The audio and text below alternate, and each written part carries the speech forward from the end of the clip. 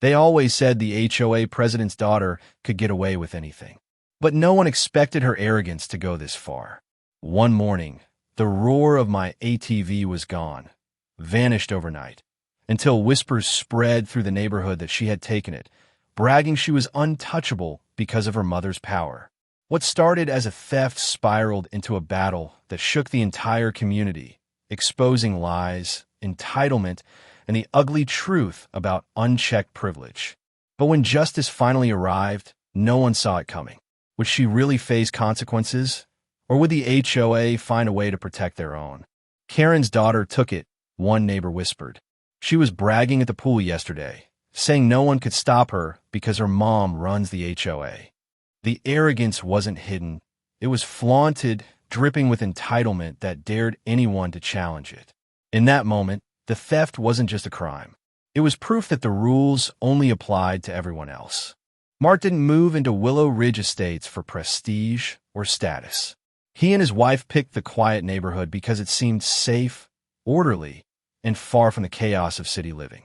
The streets were lined with identical mailboxes, the lawns trimmed to perfection, and every house carried that polished, suburban calm.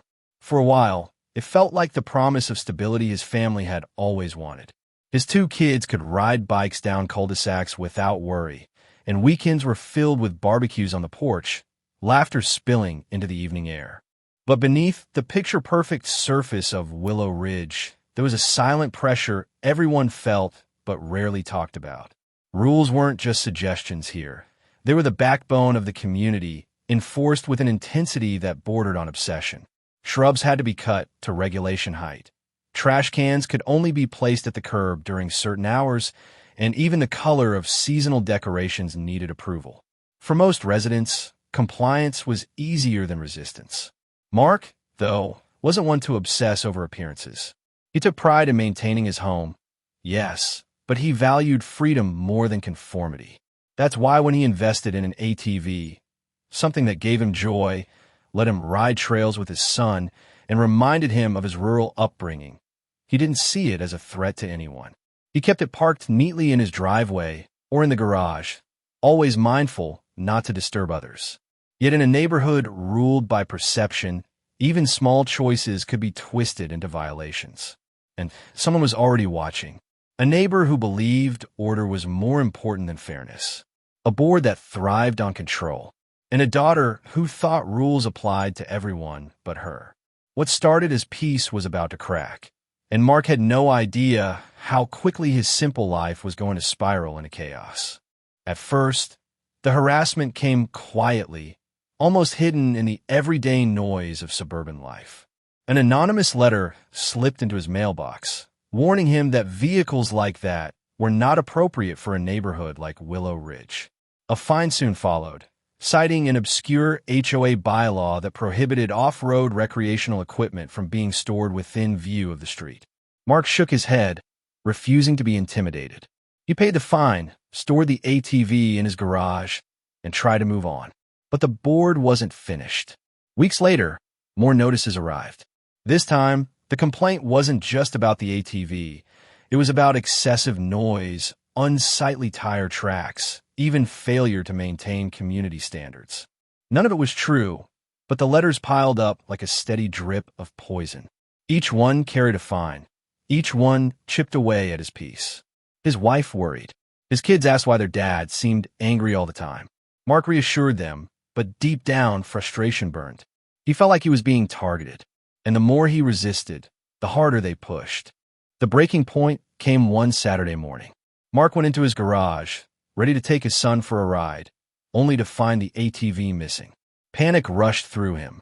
He searched the driveway, the yard, even checked with neighbors. Nothing.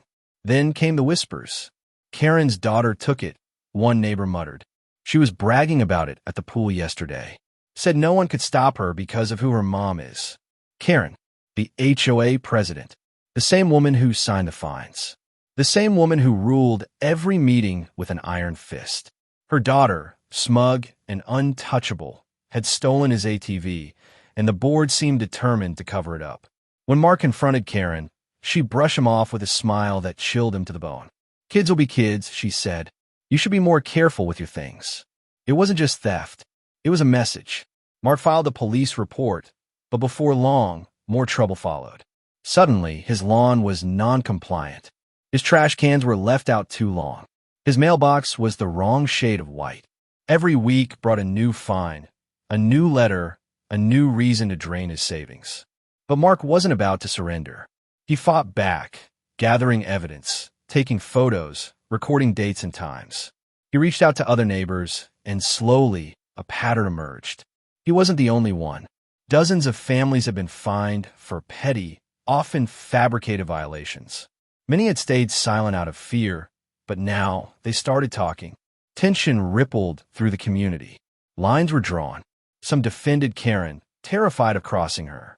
Others quietly supported Mark, emboldened by his refusal to back down. And then came the night everything shattered. A neighbor spotted Karen's daughter joyriding the ATV down a side street, laughing with friends, headlights blazing through the dark. When police arrived, she fought, screamed, swore she was untouchable. But entitlement has limits. And this time, she crossed a line even her mother couldn't erase. In handcuffs, the daughter's arrogance collapsed. Neighbors watched from porches as the flashing lights reflected off manicured lawns. For the first time, power seemed to slip from Karen's grasp. But the storm was only beginning. The morning after the arrest, the cul-de-sac was electric with tension. Some neighbors whispered in relief, others in fear. But for Karen, the humiliation was unbearable. She stormed into the next HOA meeting, her face pale but burning with fury, determined to spin the narrative. "This community is under attack," she declared, her voice trembling but loud. "We cannot allow one man's vendetta to destroy what we've built here." Mark stood, calm but firm, and laid everything bare. Every fine, every false violation, every petty rule weaponized against him, documented, dated, undeniable. He projected the evidence on a screen, each photo and letter a dagger in Karen's carefully crafted image. And then, the final blow, the police report.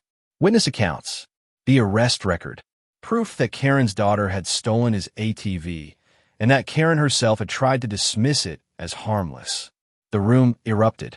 Gasps, murmurs, even shouts filled the air. For years, Karen had ruled unchallenged. Now, her authority crumbled under the weight of truth. Desperate, she lashed out, accusing Mark of fabricating evidence, of conspiring with neighbors, of orchestrating the arrest. But the more she ranted, the more she revealed arrogance, entitlement, desperation. The mask slipped, and everyone saw what lay beneath. The HOA board had no choice. They voted to suspend Karen pending investigation, and whispers of resignation spread. For the first time, the system that had oppressed so many was turning against its enforcer. Mark didn't cheer. He didn't smile. But he felt a shift, deep and undeniable. The battle wasn't over, but the tide had turned. And as Karen left the meeting, humiliated, her once loyal neighbors avoided her gaze. She was no longer untouchable. She was exposed. But what would happen next would change Willow Ridge forever. The night Karen's daughter was led away in handcuffs marked the end of one chapter, but it wasn't the end of the story. For Mark and his family, it was the beginning of something far greater, a slow but undeniable shift in the balance of power within a neighborhood. In the days that followed, the cul-de-sac buzzed with whispers. Neighbors who had once kept silent out of fear suddenly found their voices. Some approached Mark quietly, almost sheepishly, confessing their own stories of harassment at the hands of the HOA or Karen herself. Others simply nodded in acknowledgement, a silent show of respect, as though he had fought not just for his family, but for them too. The humiliation Karen had tried to bury Mark under had backfired spectacularly. The troublemaker label she had pinned on him was gone, replaced with something far heavier, a kind of reluctant admiration. People realized he hadn't just endured harassment. He had faced it head-on and won. But with victory came scars. Mark's children, though relieved to see their father vindicated, carried lingering unease. They had witnessed firsthand the cruelty of neighbors they once thought were friends. His wife, though supportive, still flinched whenever another official-looking envelope arrived in their mailbox, even if it was just a utility bill. The fear of retaliation ran deep. And yet, life slowly began to shift back toward normalcy. Without Karen's looming presence, the neighborhood felt lighter. Barbecues resumed, kids played freely, and the tension that once hung over the cul-de-sac seemed to dissipate with each passing week. Karen's house, neglected and overgrown, stood as a silent reminder of what unchecked arrogance and abuse of power could destroy. When a moving truck finally came, hauling away the remnants of her reign, there were no tearful goodbyes. No neighbor rushed over to wave. No sympathetic glances were exchanged. She left in silence, and the street seemed to exhale in unison.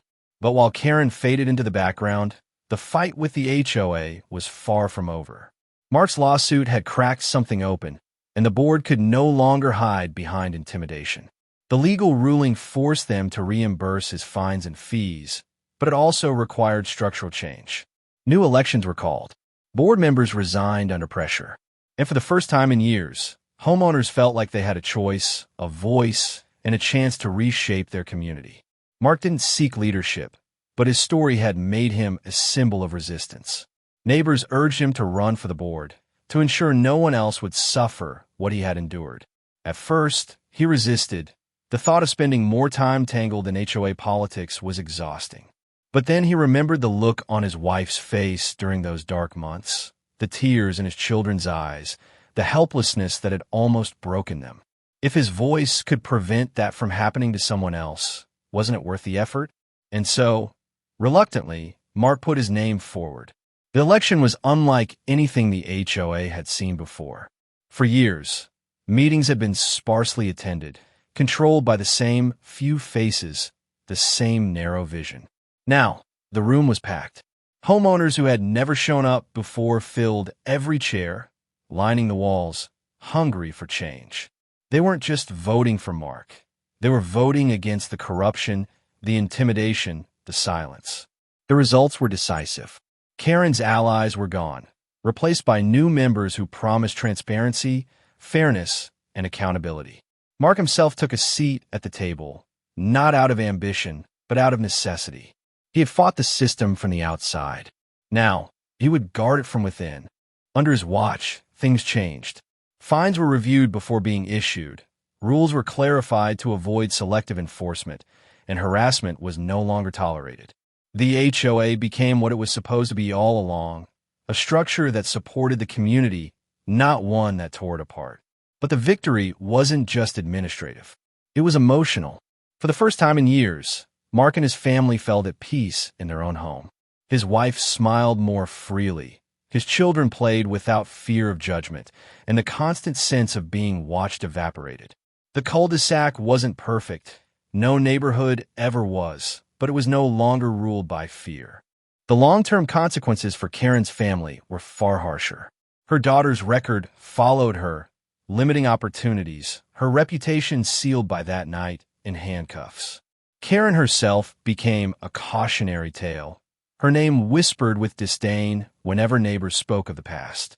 She had tried to cement her power by tearing others down. Instead, she had destroyed her own. And yet, Mark felt no joy in their downfall.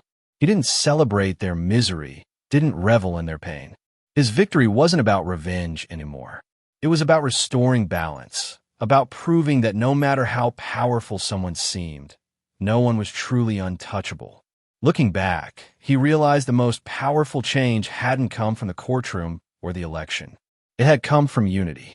His fight had sparked something in his neighbors, a courage they hadn't known they had. And that, more than anything else, was the true victory.